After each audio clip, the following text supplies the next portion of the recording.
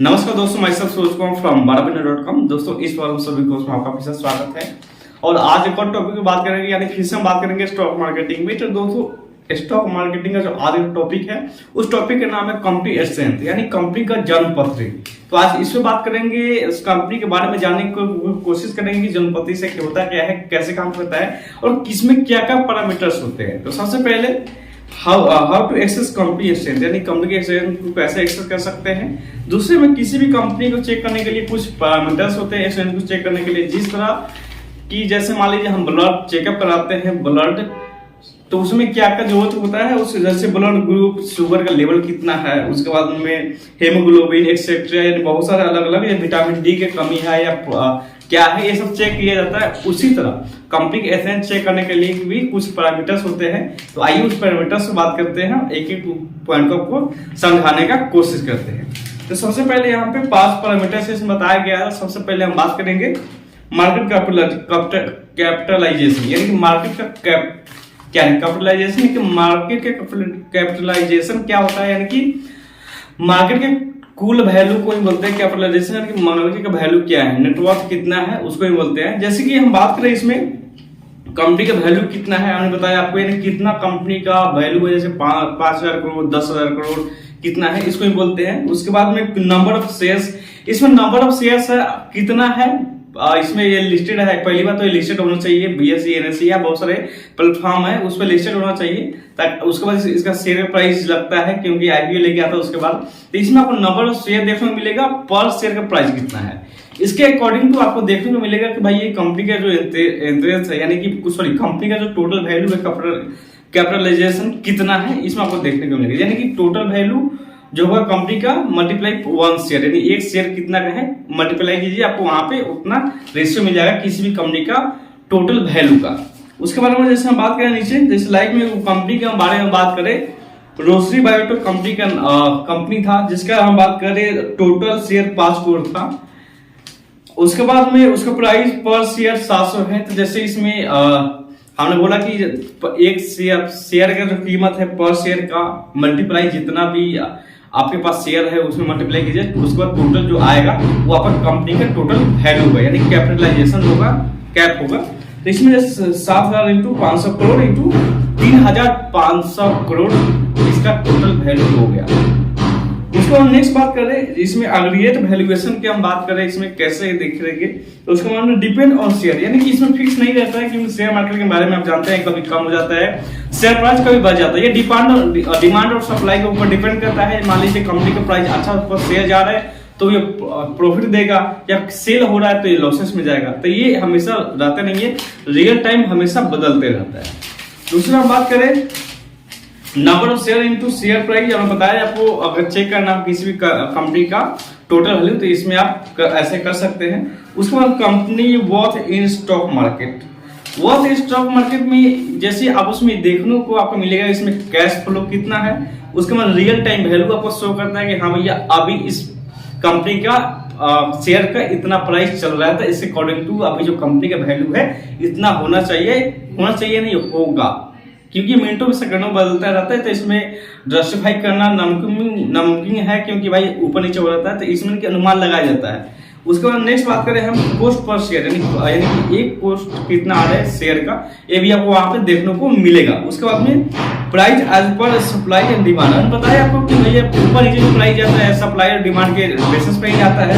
उसके बाद हम नेक्स्ट बात करें नंबर ऑफ शेयर्स, यानी आपको पता होना चाहिए किसी भी कंपनी के पास मान लीजिए 500, 5,000, 5 लाख शेयर्स है, तो शेयर तो बढ़ने वाला नहीं है, उसमें जो बढ़ेगा उसका प्राइस होगा, यानी कि डिमांड ज्यादा होगा तो उससे क्या होगा, डिमांड के तौर पर उसका जो प्राइस है बढ़ जाएगा, ऊपर बढ़ जाएगा, तो ज्यादा प्रॉफिट, यानी कि कंपनी का वैल्यूएशन ज्यादा हो जाएगा। वही डिमांड कम हो जाएगा तो उसका क्या होगा, शेयर प्राइस घट जाएगा तो क्या होगा, कम हो जाएगा। लेकिन इसमें यह ध्यान रखिए कंपनी का शेयर कभी बढ़ता घटता नहीं है, ओनली प्राइस ही ऊपर नीचे होता है, कंपनी का शेयर होता है ओनली फिक्स होता है।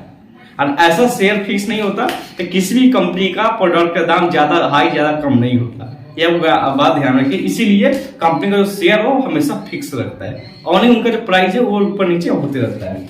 उसके बाद में नेक्स्ट बात करें दोस्तों, जैसे हम कंपनी की बात करें एप्पल का, एप्पल कंपनी के बाद जब लॉन्च हुआ था तो उसका शेयर प्राइस था मात्र $5 का था। और अभी आप जाकर चेक करेंगे करंट वैल्यू तो आप 2000 प्लस ही देखेंगे, जो डॉलर में है वो आपको देखने को मिलेगा। एक शेयर के प्राइस का दाम है, आप खुद देख सकते हैं।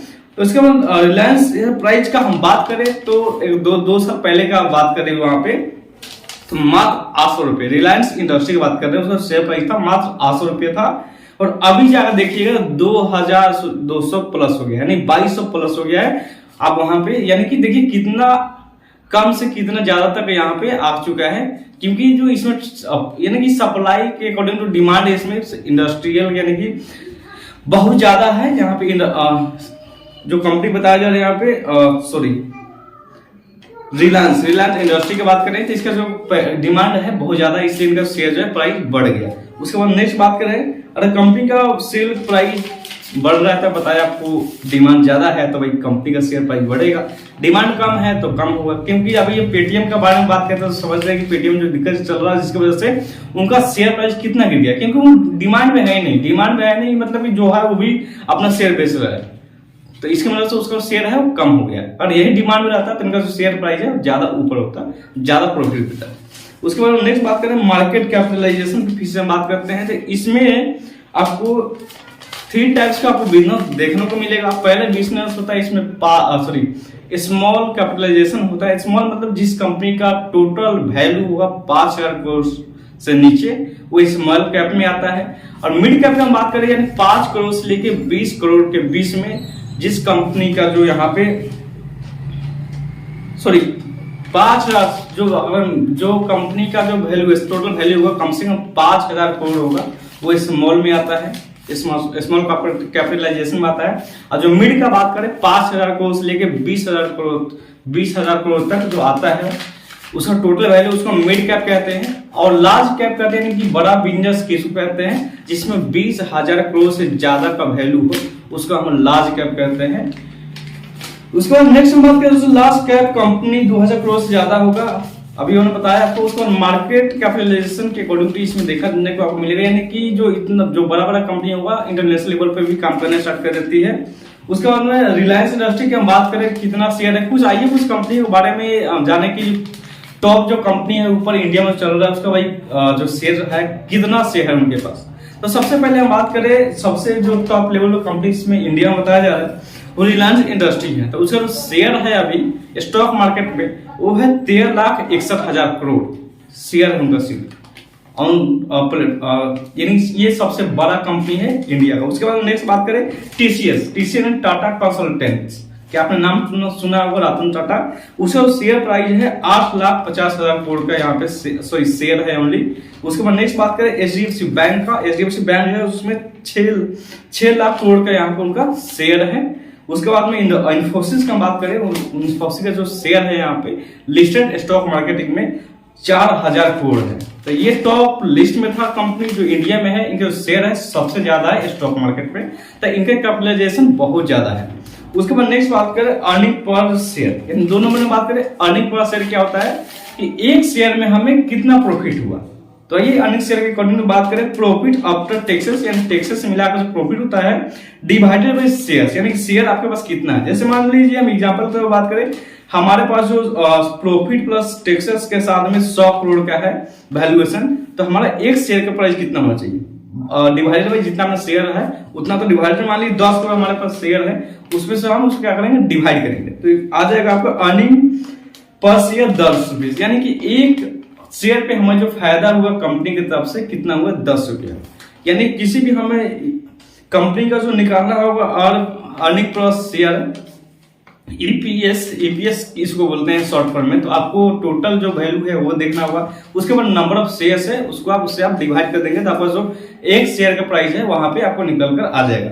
उसके बाद हम नेक्स्ट बात करें यानी कि EPS equal to total value equal to total shares, सीधा ये है।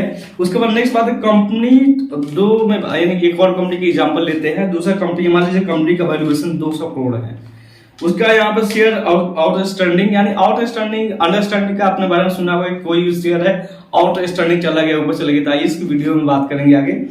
उसका जो आउटस्टैंडिंग प्राइस है शेयर आउटस्टैंडिंग 50 करोड़, तो उसका में 50 यानी कि ईपीएस होगा और 4 रुपये। आप खुद इसमें देख सकते हैं टोटल यहाँ पे value 200 crore, share outstanding 50 crore, तो इसके बिहार पे आप 4 रुपया एक शेयर पे कमा रहे हैं। उसके बाद नेक्स्ट बात करें 3 नंबर में।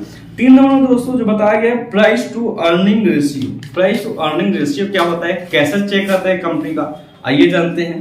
तो सबसे पहले मार्केट कैपिटलाइजेशन प्रॉफिट, यानी जो प्रॉफिट हमें हुआ है, जो मार्केट कैपिटलाइजेशन यानी है जो टोटल वैल्यू है उसमें जो डिवाइडेड बाय ये प्रॉफिट, यानी कि जितना मार्केट कैपिटलाइजेशन डिवाइड करेंगे जितना मुझे प्रॉफिट हुआ है उसके बेसिस पे जो भी बैलेंस आएगा उसको हम बोलते हैं अर्निंग पर रेशियो। जैसे कि हम इसमें बात करें, रिलायंस का शेयर प्राइस है 2200 का, तो इसका जो ईपीएस होगा अर्निंग पर शेयर्स वो ओनली क्या होगा 100 रुपया होगा। अब इसको खुद चेक कर सकते हैं। बाकी में एक एग्जांपल के तौर पर बात करेंगे, जैसे में एग्जांपल के तौर पे हम बात कर रहे हैं, एक लाल पथ लैब के आपने नाम सुना होगा और एक और कंपनी है थीरोकेयर। इन दोनों का कंपेयर करें तो एक अगर लाल पथ का हम बात करें ईपीएस यानी अर्न पर रेशियो, अर्न पर शेयर्स की तो मान लीजिए 20 रुपीज है, तो मान लीजिए इसका शेयर का प्राइस अगर मान लेते हैं हम 1000 रुपया है, तो पर ईयर इसका जो इनकम है कितना होगा 1000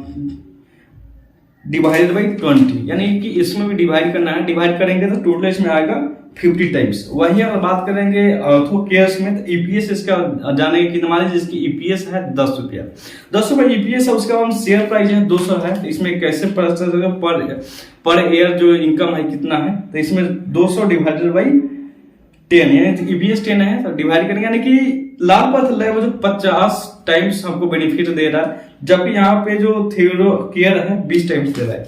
तो आपको क्या लगता है किसमें आपको पैसा लगाना चाहिए? तो आप मेरे अनुसार पैसा इसमें लगाना चाहिए थीरोकेयर में लगाना चाहिए, क्योंकि जो इसमें जो इसके बिहार पर जो एक साल में जो टाइमिंग के अकॉर्डिंग जो पैसा दे रहा है इस लाल पथ लैब बहुत ज्यादा दे रहा है थ्योरी के अकॉर्डिंग टू। इसके बेसिस पे आप देख सकते हैं कि आपको किसमें लगाना है, किसमें ज्यादा फायदा है। बाकी अब रेशियो के अकॉर्डिंग टू इसमें आप देख सकते हैं कि रेशियो कैसे निकाला जाता है, यानी कि पर ईयर जो ईपीएस होता है वो उससे बाद डिवाइडेड बाय जितना आपको यहाँ पे शेयर प्राइस है, यानी शेयर प्राइस कितना है वो आपको डिवाइड करना होगा, उसको रिजल्ट टोटल है, टोटल वैल्यू आपको मिल जाएगी। उसके बाद में which company share to purchase, यानी किस कंपनी में परचेज करना चाहिए, किस कंपनी में परचेज नहीं करना चाहिए, इस पे आप खुद देख सकते हैं, इसको आप डिस्कशन कर सकते हैं। बाकी आपको एक वीडियो है बहुत तरीके से बेहतरीन, यानी कि अलग से भी कुछ आपको देखने की जरूरत पड़ेगा, यानी कि इसके भी कंपनी की कैपिटलाइजेशन क्या होता है, कंपनी का स्टैंड क्या होता है, इसके लिए एक बुक आता है, उसको आप देखेंगे तो बहुत आपको बढ़िया समझ में आएगा। उसके बाद नेक्स्ट बात करें 4 नंबर में। 4 नंबर क्या है price to book value. Price to book value क्या होता है आइए जानते हैं। प्राइस टू बुक वैल्यू होता है इक्विटी, इक्विटी मतलब share plus reserve plus share plus equity plus reserve and share plus जो होता है divided by number of share. तो जैसे मान लीजिए प्राइस टू बुक वैल्यू हम बात करें इक्विटी 50 करोड़ है, उसके बाद रिजर्व एंड सब प्लस 100 करोड़ है बाय डिवाइडेड शेयर आउटस्टैंडिंग, यानी शेयर आउटस्टैंडिंग 1 करोड़ है। तो इसका टोटल मार्जिन आएगा दोस्तों 150 रुपये, प्राइस टू बुक वैल्यू 50 रुपये आएगा। बाकी हमें लगता है थोड़ा कम समय में तो फिर से इस वीडियो को बार बार देखेंगे बेहतर समझ में आएगा। उसके बाद नेक्स्ट बात करें यहाँ पे, इसमें क्या है मार्जिन या ऊपर भी जा सकता है या नीचे भी जा सकते हैं, ये कंपनी के ऊपर डिपेंड करता है, सप्लाई और डिमांड के ऊपर। बाकी हम नेक्स्ट बात करें, जैसे कंपनी की बात करें जेट एयरवेज के नाम आपने सुना होगा जो कि एयरलाइंस है, इसका जो कंपनी है कैसे नीचे डूब गया, इसके बेसिस पे आप खुद देख सकते हैं, क्योंकि इसमें जो है बुक वैल्यू कम हो गया था, क्योंकि इसका जो शेयर है ऑटोमेटिक नीचे डाउन हो गया था। उसके बाद नेक्स्ट बात करें, जैसे कि हमने अभी तक कवर किया दोस्तों, उस कवर के बारे में बात करें हम, मार्केट कैपिटलाइजेशन बात की है हमने, उसके बाद में अर्निंग पर शेयर्स, उसके बाद में प्राइस टू अर्निंग रेशियो क्या होता है इस पे बात की, उसका प्राइस टू बुक वैल्यू क्या होता है। तो आपने 4 स्टेप इसमें देखा। उसके बाद नेक्स्ट हम बात करें एक और एग्जांपल के तौर पे हम बात करते हैं डी मार्ट के एक एग्जांपल लेते हैं दोस्तों। डी मार्ट का एग्जांपल के तौर पे हम बात करें, मान लीजिए इसका जो प्राइस टू अर्निंग रेशियो है 100 प्लस है, उसके बाद प्रॉफिट है 1। जैसे मान लीजिए इसका प्राइस टू अर्निंग रेशियो है, अर्निंग रेशियो 100 रुपया है, तो इसका जो प्रॉफिट होगा हमें एक, मान लीजिए हम 100 रुपया लगा रहे हैं इसमें, तो मान लीजिए ओनली इसमें 1 रुपया। फिर भी लोग इसमें क्यों लगा रहे हैं, क्योंकि लोग को लगता है कि जिसका इंश्योरेंस जो है बढ़िया है, एक कंपनी ऊपर ग्रो करेगा, हमें प्रॉफिट देगा, लेकिन जिसकी वजह से लोग इसमें रुपए लगाते, लेकिन इसमें दिक्कत यह है कि 100 रुपए लगाने पे 1 रुपया। तो आपको ये सोचने का जरूरत है कि जरूरी नहीं कि जो कंपनी बड़ा हो गया है तो जो आपको बड़ा मुनाफा देगा, क्योंकि बड़ा कंपनी कितना बड़ा होगा, बड़ा है तो ऑलरेडी बड़ा है, लेकिन छोटा कंपनी में आप निवेश करेंगे 2-4 रुपए जैसे प्राइस है या 100 रुपए 200 रुपए, लेकिन उसमें करना तो उसका ज्यादा बड़ा होने का, ज्यादा प्रॉफिट देने का चांसेस ज्यादा होगा। तो आप पे डिपेंड करेंगे कि आप बड़े कंपनी में लगा रहे हैं जो पहले से ऑलरेडी बड़ा है, या छोटे कंपनी में लगा रहे हैं जिससे क्या होगा कि कंपनी छोटा है तो कल होकर बड़ा बनेगा। तो डिपेंड आप पे करते हैं, लेकिन लोग को यहाँ पे सप्लाई और डिमांड के अकॉर्डिंग टू बड़े बड़े कंपनियों में पैसे इन्वेस्टमेंट कर देते हैं, लेकिन उसमें क्या होता है उतना ज्यादा फायदा होता है। जैसे कि हम डी मार्ट के बारे में बात करें तो बाकी दोस्तों इस वीडियो में इतना ही बताया गया है। हम आशा करते हैं जो वीडियो बताया गया आपको बहुत समझ में आया होगा। समझ में ना आया तो मुझे इस वीडियो में आप कमेंट करके बता सकते हैं कि मुझे इस यहाँ पे दिक्कत है, तो आपको डेफिनेटली है उसका हम आंसर देंगे। बाकी इस वीडियो में इतना ही देखने के लिए, फिर मिलेंगे आपसे नेक्स्ट वीडियो में। दीजिए मुझे इजाजत, आपके लिए बहुत बहुत धन्यवाद। Thank you.